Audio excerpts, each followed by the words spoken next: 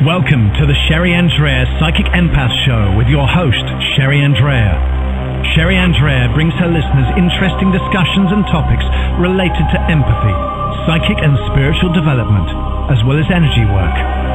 She is herself a psychic empath, healer, coach, author, and founder of SherryAndrea.com. Welcome, and here is your host, Sherry Andrea.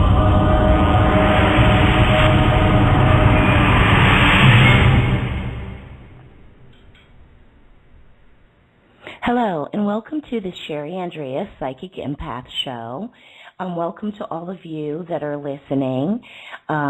Today's show is going to be about empathy, and specifically being an empathic sponge.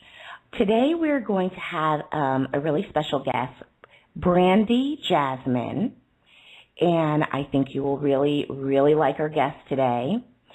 But before we get to our guest host today, like I said, today's show is going to be about being an empathic sponge.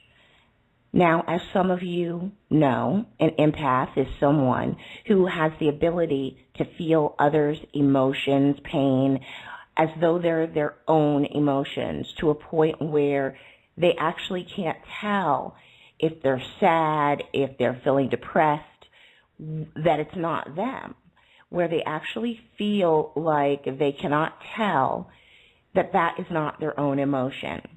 And often, for an empath, that really gets by us. We, of course, become more skilled at it to the point where we become more able to tell when these things that we pick up and these connections that we pick up to other people are not our own. For example, when we're feeling perfectly fine and we're happy, or we're even excited about something, and then suddenly we have a sudden change where suddenly we're depressed, or suddenly we feel a great amount of anxiety or sadness. We can tell, we become skilled to the point where we can tell, well, it came on so suddenly, there's no explanation for it. I have no reason to be sad. I have no reason to be depressed. And we actually get to the point where we become more skilled, and we can actually tell that it's not our own emotion that we're picking up. But empaths also, most days, feel as though they're actually an empathic sponge, whereas they're going through their day, they're literally picking up everything that's around them. Whether it's picking up things from people that they come into contact with, just simply going out to the grocery store, the people you pass walking down the aisle, our friends, our family, the things we pick up from them, whether we're in their presence or not. Because empathy is metaphysical. And like any metaphysical ability, it's not limited by time and space. So it doesn't matter whether the person we're feeling is on the other side of the country or on the other side of the world. We have the ability to connect to and to feel them regardless of where they are related to time and space.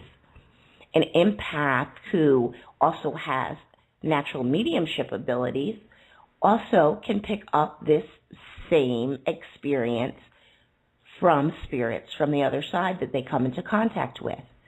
They can actually pick up the emotions of spirits who are in their presence. So as you can imagine, when I speak of an empath being an empathic sponge, you can understand why for an empath, this is a problem often. And often we actually feel like it affects our lives in a great way. So much so to the point where a lot of empaths feel like they are not able to live a really good, happy, normal existence like other people, because this is something that they're constantly fighting with. This is something that is constantly always a part of something they deal with day in and day out. However, of course, you do not have to live life that way. Once most people realize that they're an empath, they begin to research and learn how to deal with it. They research and they learn more about it. They learn how to become skilled, what things are important to learn, so that they can, in fact, live the life almost of a non-empath. so that they have control over it. Now, empaths are transmuters of negative energy. You could say they're transmuters of energy, period. But most often, the way we put it is that empaths are transmuters of negative energy. For that reason, you could imagine that there are many who are drawn to an empath because of the energy that they sense from them. It's not something that can be seen, but many people sense it. Many empaths often hear things like, oh, I don't know what it is about you. I love being in your presence. Every time I speak to you, I just automatically feel better. Every time I speak to you, I just feel happier, or whatever it is I'm upset about just seems to kind of melt away.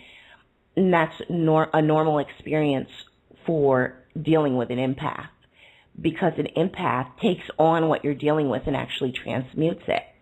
But in the process, often we end up getting a connection to whatever it is that is being transmuted through us. And if we're not skilled, we hold on to that. Instead of it just running through us like a conduit, it instead seems to sit and stay with us. And they walk away feeling great, and we're actually left feeling anywhere from whatever the emotion is they were feeling to actually ill. And when I say ill, I mean ill as in anywhere from just not feeling a little well to literally almost feeling like you're going to be violently ill, depending on how strong that negative energy was that you picked up and how much negative energy you picked up. Maybe you've picked up a lot of negative energy throughout the day and it's just been stacking on. Or maybe you got into a conflict with someone, an argument, and there was just a lot of negative energy being thrown out by the other person or both of you. And it can really hit you to the point where you literally physically feel it. And so that is the reason why the topic of discussion of are you an empathic sponge and are you feeling that way day in and day out is so important. Also, even though empaths, they know that the one thing they must do is to find out how to become skilled, even after becoming a skilled empath, often we still do feel like we're still being that. We're still the empathic sponge. That doesn't stop. We just learn to control it. We just learn to deal with things like becoming more